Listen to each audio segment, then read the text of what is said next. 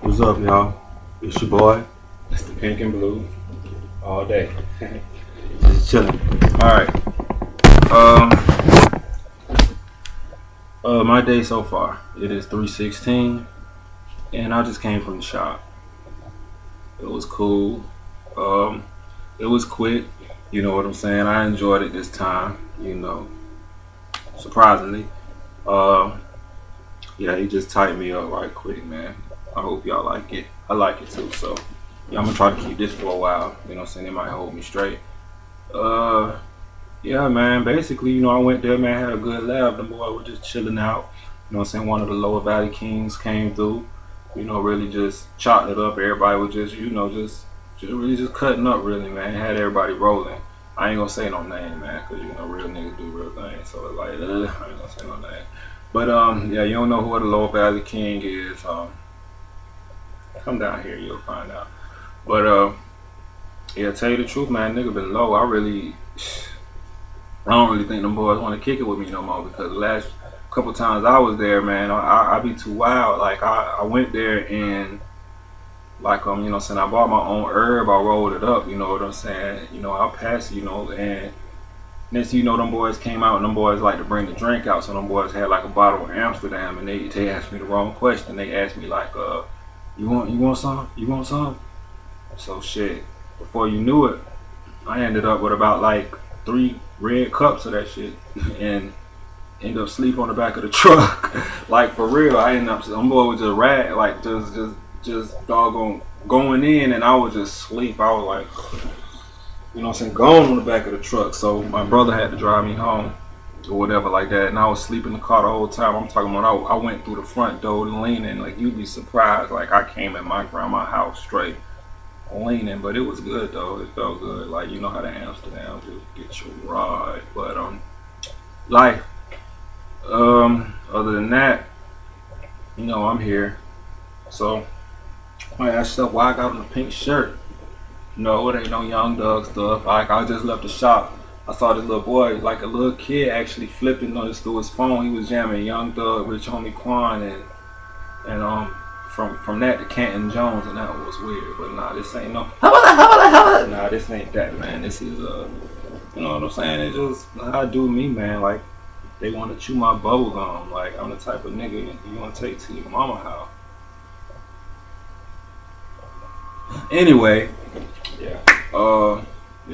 Name a nigga that could walk in a barber shop or walk through the hood in a pink polo. Me. But yeah, man. I don't sweat the small stuff. It is what it is. But yeah. So I'm here. I want to talk to you a little bit about, you know what I'm saying, something like just we gonna talk. We gonna talk, man, about something serious. Talk about life. Just talk about whatever. Besides that, man, I am lonely. Why I talk about sex a lot? Because I've been wearing a size 12 since the 8th grade. And if you don't believe me, just go back in the DeLorean and check the Ant Ones that my dad bought from Just for Feet.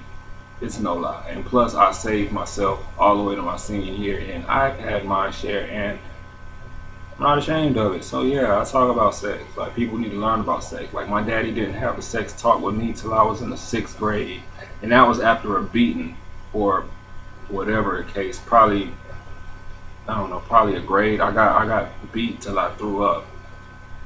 And parents, they use this excuse like, oh, you didn't get beat, how bad I got beat, man. I got beat and I threw up in an extended stay cup, because that's what my daddy worked. And then right after it, my daddy had the sex talk with me. And he said the word, like, I knew everything he was saying, I just knew it in a different language. My dad said, one day you're gonna get some, and then you're gonna ejaculate. And I was like, in the back of my mind, I was like, skeet. Nah, it was crazy. So whatever, man. If you kids listening, if whoever, man, look, you gotta be prepared somehow, because sometimes the schools don't even do it. You know what I'm saying? My daddy found a rubber that was given to me in my bag when I was 14 and got tripped out. Like, I probably couldn't even wear the rubber because it was like a small Trojan, but I still had it. You know, he went in my bag like, "What you doing with a condom in your booty?" I said, "A condom." Like, he wouldn't even sound like he was getting no booty at the time. I said, "Condom," but you know, it's still my rubber. Like a dude named Mike gave it to me in my band class. He was just passing them out. I said, "Okay, cool. I'm about to get mine." But it be like that. It really be like that. So I mean, with me stating that, just have to ask you like, which one of y'all ladies want to kick it with a vampire right next to the campfire? Nah, fuck it. But let me get my language straight, man. Let me get my language straight. Let me just fix all this up. Meditation.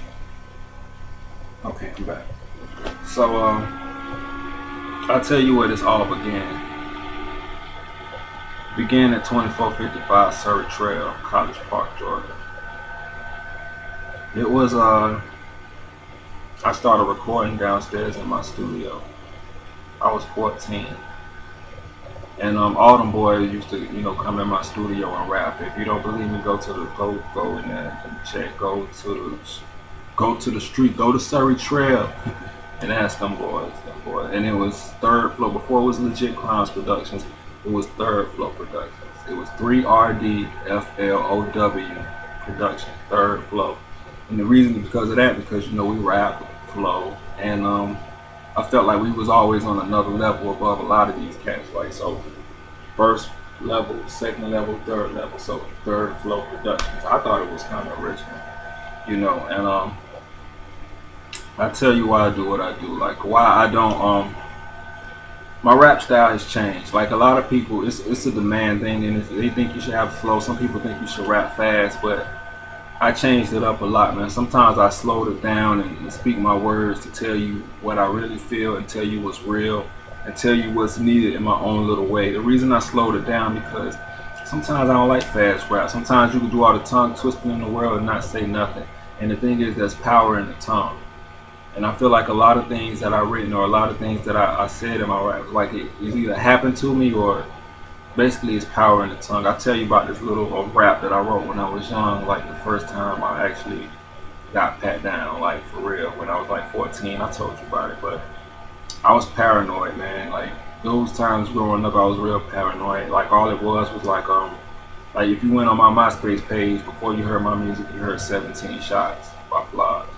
Like, for real. So, like, niggas know.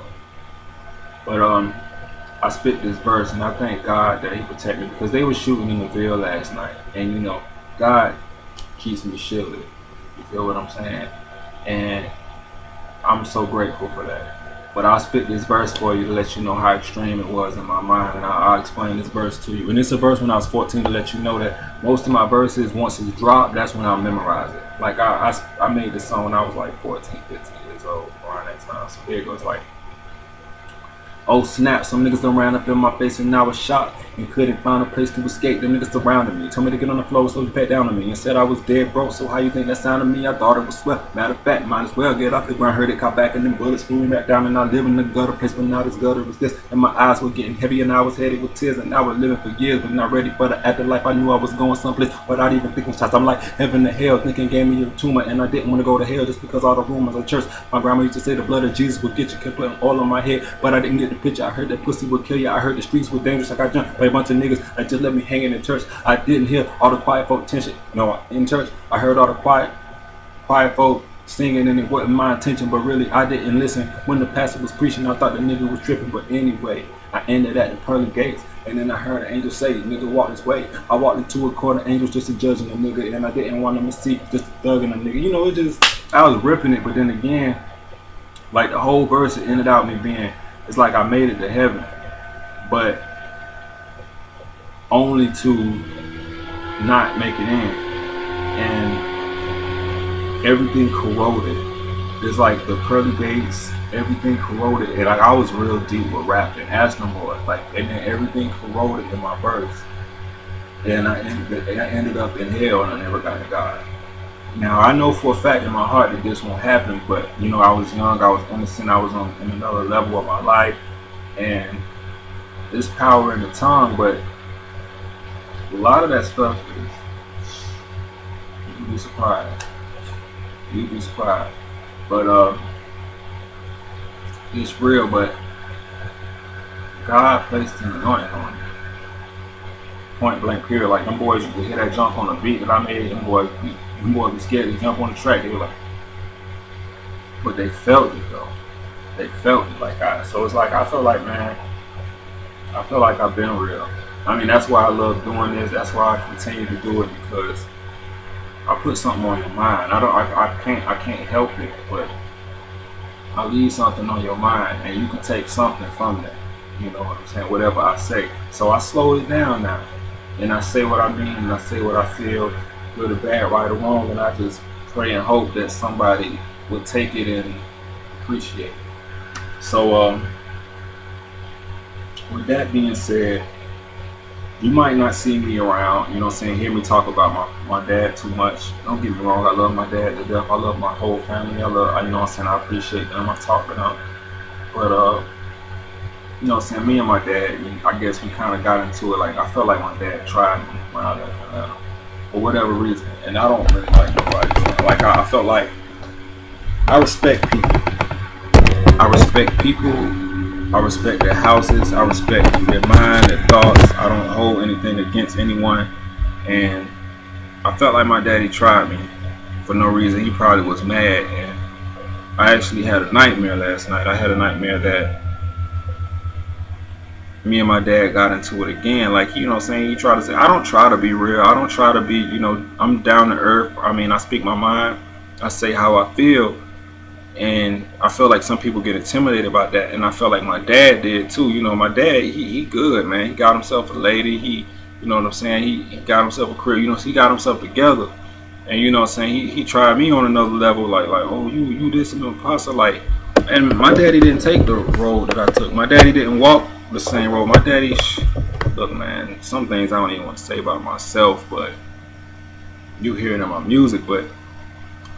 Believe it or not, I'm his son, but we two different people. Like, I had to tell my daddy, like, and so I didn't say this, but in my dream, I was like, I had to tell my daddy, I like, you think we the same? You think we supposed to be the same? But you can't even down a shot of homemade whiskey without frowning up.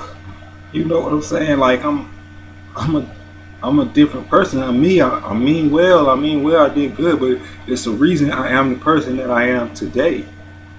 You know, now I didn't say, you know what I'm saying, that I respect my parents, I honor my parents. So that particular day when I left, you know, I feel like I forgave him. I didn't hold nothing against him, but I was hurt.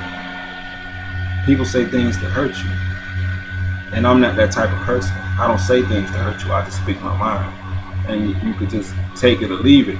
And people can do that, but for my dad to say that, and knowing what I'm going through in my life, I felt wrong. You know, sometimes family can even do you wrong. They say blood is thicker than water. Not all the time, and not in all cases. So I try to prove people wrong. Every time I'm on this video, you're gonna hear me talk about my friends, my family. You know what I'm saying? My sisters, my nephew. You're gonna hear me mention my family before anything, because you know it's real. So you know I'm fighting for something. And people get it twisted.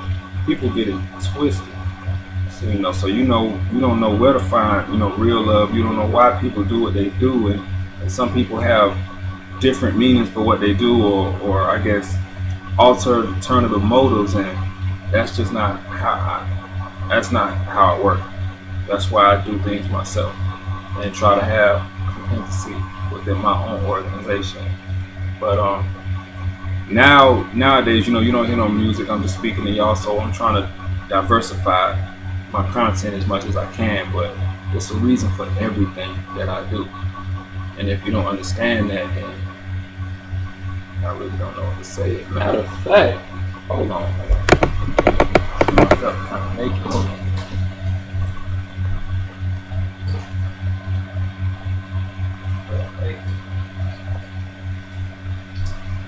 So, to stay on subject, I'll go ahead and start from the top, because I got to start from the top and stay on subject, so y'all can get where I'm going, because it's a lot.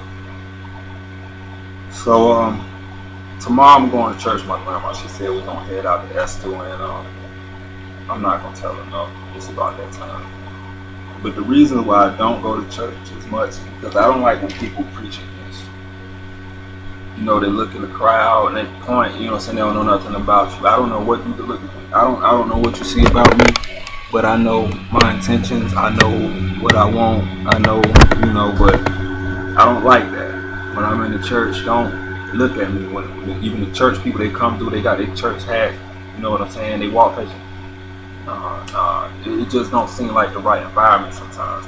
And you know, living in this world, man, people like to mock God. People like to, you know, twist his words around. They like to, you know, and you have cults these days, and which I know, go to Savannah State. Yeah, you know, people do the most. People like, just because you're a child of God, they like to use that against you. And it's like, no, I'm a child of God, but I'm a grown man. I'm a soldier for God. I don't fear the devil. The devil should fear me. And I'll just leave it at that. I'll continue. But another thing. How many of y'all have ever been hag-ridden? I'll tell you a story. I'll tell you a real story. I talk about a whole bunch of BS, but I'll tell you a story about the devil. I remember one time when I was young, I was probably 16 years old. And my daddy, you know what I'm saying, he worked security. I think at this time he was probably working at the Georgia Aquarium, at the time. So I used to go there for free whenever I wanted to, but I only went once, like, you know what I'm saying, and all that. No offense. GA, but yeah, basically he left around like 7:30 that morning. And I ain't getting it. He told me to come sleep in his bed. So I got up, slept in his bed, he left out for work. And for some reason, I fell asleep, and then like an hour later, I heard the door open again. So I thought it was my daddy. And he turned out it wasn't my daddy. Like, I heard the keys jingle, I heard the door open, I heard the door slam. So being that I thought it was just me and my dad who stayed there, so being that I thought it was my dad, I just laid down. But it wasn't my daddy. So next thing you know, and only a few people know this. Some of my friends, they know this. So I'm keeping it real with y'all. I'm gonna tell you how the devil works. The devil is a spirit, and the devil is not below ground anymore. Those 1,000 years are up and it's above ground, and he's a spirit. So I was in the bed upstairs, and this spirit moved so fast from downstairs that it went through the kitchen, up the stairs, in the room, and jumped across my bed in a matter of seconds. I was laying like this on my bed, and I couldn't move. But I was stuck. You ever seen The Exorcism of Emily Rose? And she was like this in bed, like she couldn't move. It was just like that on my life. So I was like this, and all I could do was like move my eyes and see through my periphery. And all you saw was a big red glare, and you heard something. But I couldn't see it, but I wasn't shaking nor stirred, I promise you that much. You know what I'm saying? Because I'm the type of person, I was like, ooh, let this demon let me up, and I'm swinging. I'm talking about I'm swinging hard. That's the type of person I am. I wasn't scared, but you know, I closed my eyes and said, Lord, do something. I said, Lord, do something. You know what I'm saying? Because I just it's a red glare, and he's just breathing. But my grandma tell me all the time, she said, the devil want my family. The devil trying to pull my family apart. The devil, you know what I'm saying? The devil, you know, the devil know what we have here. The devil know what type of people we are. But I don't feel the devil. I don't feel the devil. Now, I'll tell you one thing about last night.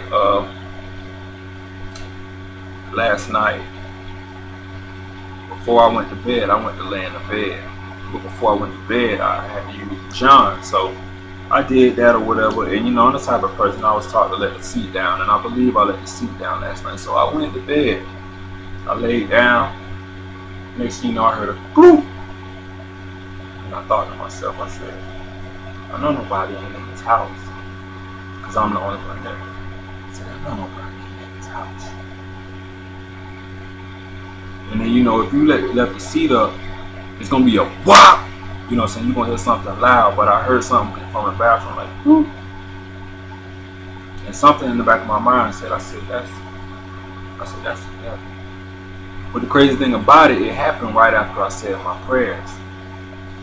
So I went to sleep, and that's when I had the dream about my daddy. But the thing is, I had another dream. I had a dream where I was in this house. The house had jukeboxes. It had an arcade. It was dark though. You know, I was walking around. It had rooms. You know what I'm saying? It was kind of roomy and big, but it was dark. It was something that was wrong. So I was walking through it. I think it had a bar too, and I looked to the right and I saw this lady. But this lady that I really couldn't tell if she was too beautiful. You just really couldn't tell what was going on. So I looked at her. And you know, I forgot we didn't hold a conversation, but she was intriguing to me for some reason. So next thing you know, she left, and I kept going. I walked through this kitchen, and it was a big, lonely house, like a big, lonely house. So the whole time I'm trying to find my way through this house, it gets more and more eerie. You know what I'm saying? So it's weird because I'm trying to find this lady, but the thing is, I see her sometimes, but I'm unable to catch up to her. It was kind of weird. So I grabbed the broom because I felt like I don't know if I should save this lady to see what's up to get, you know, or either. So it's like I walked around. Next, you know, I said, you know what I'm saying, I'm getting kind of spooked now, you know what I'm saying. Imagine a black guy in a horror movie.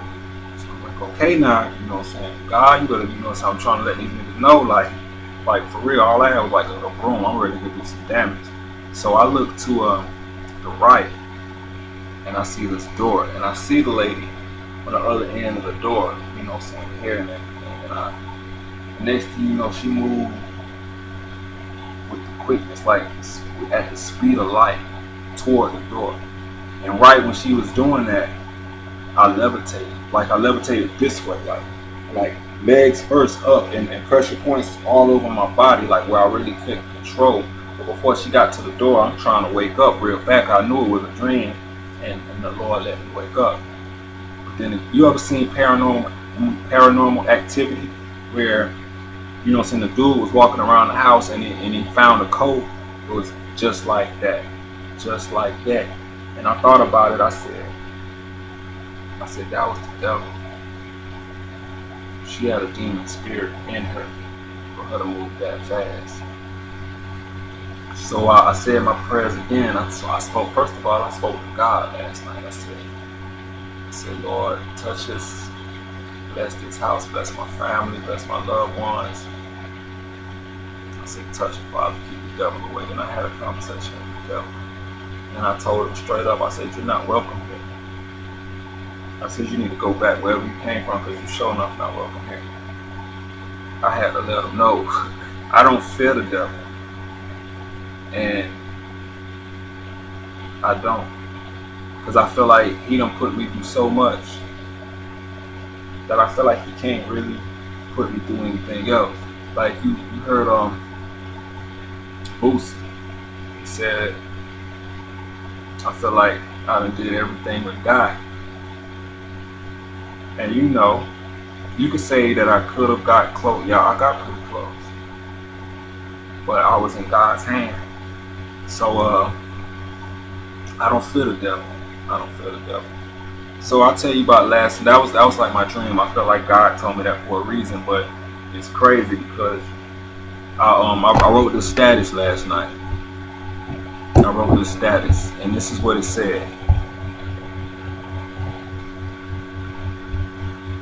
Sometimes I think too much because, you know, I search for answers from God, but God gonna tell you what's up. God is gonna tell you what's up. Like he gon', when you ask for him, and that's why I love how he anointed me, because when I search for him, he gonna tell me what's up. But this is what the status said. I said, seeing myself 5 years from now doing the same thing I'm doing now. Not in the same place, but spending my Friday nights at home. It might be maturing, but it's scary.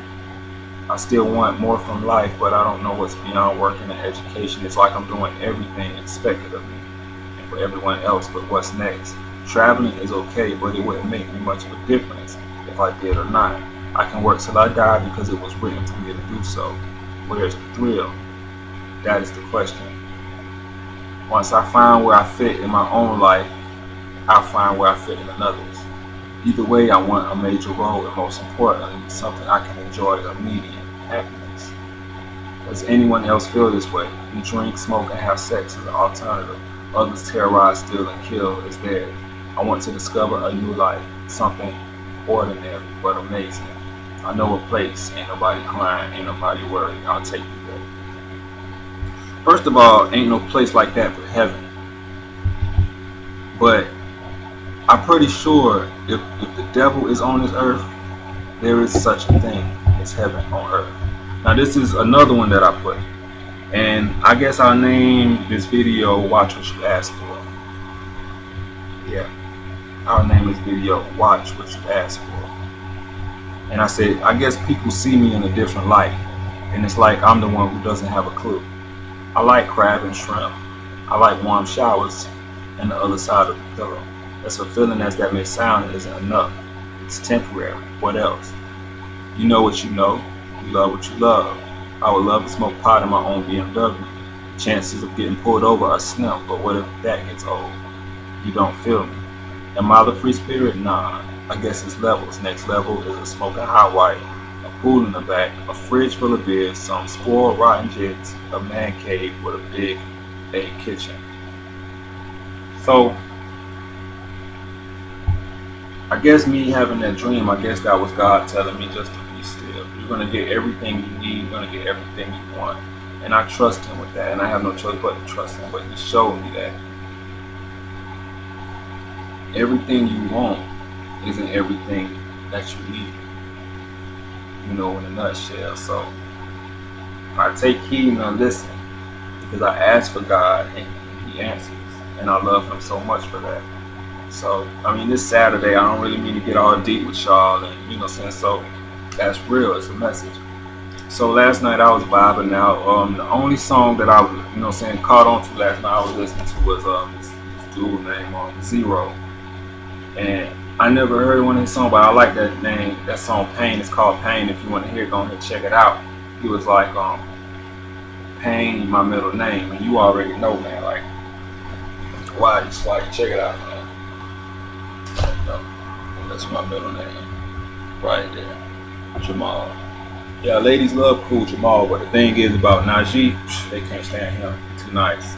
So I like the song, and you know, I guess I'm a fan now because the only thing I ever heard by him was like that that get forward like good weed, good drink, big money, rolling in something foreign, don't ever grip and drag. I handle my business, so I don't gotta take it. Oh. You know what I'm saying? Everything that smoking right, like for real. So I'm definitely a fan now because I mean I felt that song. I felt it like for real. So yeah, I'm gonna work on my vocals too, man. So oh yeah. Agenda. So I guess yeah, be careful what you ask for, because careful what you wish for.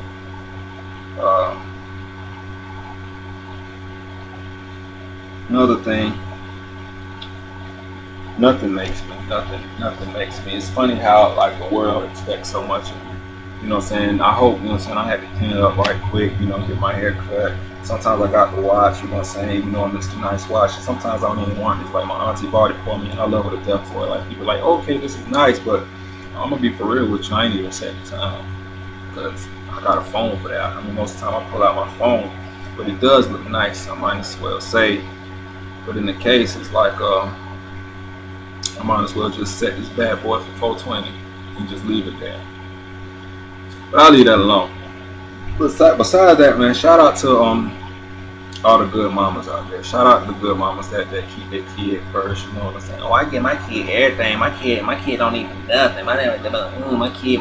Yeah. Shout out to them good mamas, because I know y'all want something real. Y'all want something true, and eventually, y'all are gonna get it. You're gonna get everything you ask for, and all the time that you invest in your kids and your children, it's gonna pay off pretty soon. I'm sure of it, because I've been there, you know, on the other end. I've been there, and I know how y'all feel. I know what y'all going through. I feel y'all. Uh, yeah, man. Let your world revolve around your kid. I'll tell you about me. When I was young, don't think because I sit in the house like this, I'm just irresponsible. Like when I was young, I started riding the bus when I was 14 years old by myself. Don't get me wrong, by myself. I started riding a cat bus by myself because I had to come from band practice, like jazz band, when I had to play the baritone sax. But the thing is, I used to skip that, sometimes skip class to go shoot hoops in the gym next to show me. And my teacher used to hate that. But the thing about me, I was that kid that either I rode the bus home, but before I went home, I spent all my allowance and my lunch money on Debbie cakes at the BP or the El Cheapo right outside of Nottingham. Like, that's what I'll do. Like, my sisters, they couldn't do anything. Like, they couldn't hang out with their friends all day, and I could just do whatever, and they never liked it. Like, oh, now you can do anything. Now, and it really wasn't the case. I just had my own mind, and I love oatmeal pies and Debbie cakes. So it's like I just get. I mean, this is before I started smoking heavy. I started just Debbie cakes, man. Just stock up on them things and have a ball. Like, I used to like simple stuff. The only thing that was messed up is because I used to fall asleep on the bus. I used to fall asleep on the bus all the time. I was tired and missed my stop, and I just end up in the wilderness and have to find my way home. And the crazy thing about it is, like, man, things never change. Like, it happened to me yesterday. Like, I was coming from the school. I was on the 12. You know what I'm saying? I was just chilling out, and I messed around and went to sleep. And then I woke up and I thought, you know what I'm saying, I done made it to MLK. And I mashed the little thing. Man, I ain't even made it to 34th and Price. So I had to walk from there. And luckily I caught the Abercorn, you know what I'm saying, walking through a neighborhood, you know, so it's a journey, man. I done scuffed my doggone Tim's on the railroad track and everything, man. It was a trip. But life. So yeah, that's a little bit about me, but it's crazy. I was on the bus. Sometimes I care too much, man. I can't read minds. Especially I can't look through shades. You know, sometimes I wish I had me some Ray-Bans because I don't like niggas looking all in my face, man, for real. But I saw this cat, man. First of all, I saw these kids get on the bus. And these 3 kids wearing uniforms, young kids. And I saw this dude that sat right next to him, and he had on his shades, and he was like looking at the kid. And I was looking at him. I was thinking,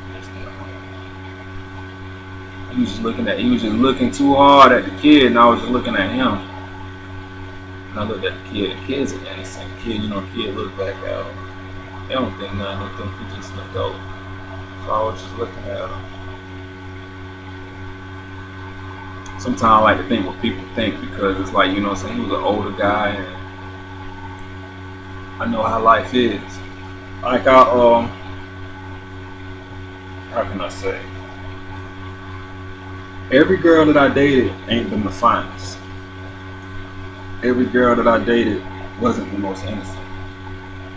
I know I don't know what I tend to attract or what I tend to go for, but I know from this point forward in my life I want to shoot high, and you can't blame me for that. And it's funny because a few of the girlfriends that I had, they were either molested by an uncle. They were either abused, or they were either verbally abused, or they've been through a lot. They've been hurt, mistreated. And it's crazy because those are the girls, they be the sweetest girls, but due to them going through those hardships, they don't know how to treat a man. They don't know how to treat a guy. Like, they become verbally abusive. You know what I'm saying? Or they just, you know, and I was a subject to that, you know, to those damaged women, and I don't know why. I don't know why. I didn't know if it was something I had to change about myself. I didn't know whether it was something I was destined for. Like, why do I always run into these particular women? And I have to care for them to a point where it's like I'm obligated or I owe them something. And it's nothing wrong with that, but it's like I just kept on wondering why, because being that they were hurt and they weren't fully healed, I was hurt. It was hurting me on the inside because I felt like I wanted to do more to help them, but a lot of these bullshit ass niggas can do a lot of eternal damage to whoever, because you got a lot of bullshit ass niggas in here. Excuse my language, but ladies, I'm trying to take y'all side. I'm trying to take y'all side because I understand. So I wanted to speak on that, man. You got a lot of bullshit niggas out here. I'm just not one of them. Because I'd rather just tell you what's real. Tell you how I feel. And some things I really don't want it to come out, saying about my life, about my family, about things, because it's out of respect. A lot of things I do is out of respect for myself and out of respect for others. And, in the best way possible, and if I possibly could, I'm trying my best to lead by example. Because all I want to do is just be me, but I know the Lord is in me. And I pray that He speak through me. Because like I said, I don't fear the devil at all. I'm here and I'm ready. And this is all I can do is just speak what I feel, speak what I know, say how you feel. So, oh yeah, it's probably going to be my longest video because it's like 36 minutes. So, guess what? You might not even make it to 40 minutes. So, I won't keep you for long. I might do a video tomorrow. I'm trying to keep it consistent, but it's just about me, my life. You know what I'm saying? Handsome hurts. And I'm trying to find the sweetest Band-Aid ever. I ain't afraid of alcohol. I ain't afraid of peroxide. I've been burned before. But for real, I need somebody to, how it is. I ain't gonna beg, I ain't gonna complain, but we all reach that point in our lives. And I done been there. Been there, done that. Got a t-shirt. Y'all ready for something new, but I'm waiting on God. I'm waiting on Him, and I trust Him. So with that being said, man, it's just a little bit. It's just my journey, my story, my pain. I wish I had something to do. I done got clipped up. You know what I'm saying? But I'm going to take my time. I'm going to be easy. I'm going to enjoy my day. And I just want to say I love y'all. Be blessed. I hope God covers y'all. And just stay prayed up. And know that the devil is out there. Keep your eyes open. Keep your ears open. Keep your family close. Keep your kids close. And do what you have to do. And love hard. And try your best to be cynical and trust the best you can. Because what the world needs now is love. Sweet love. Period. So yeah, I'm long-winded. So please stay blessed. Be careful what you wish for. I'm out. Bye.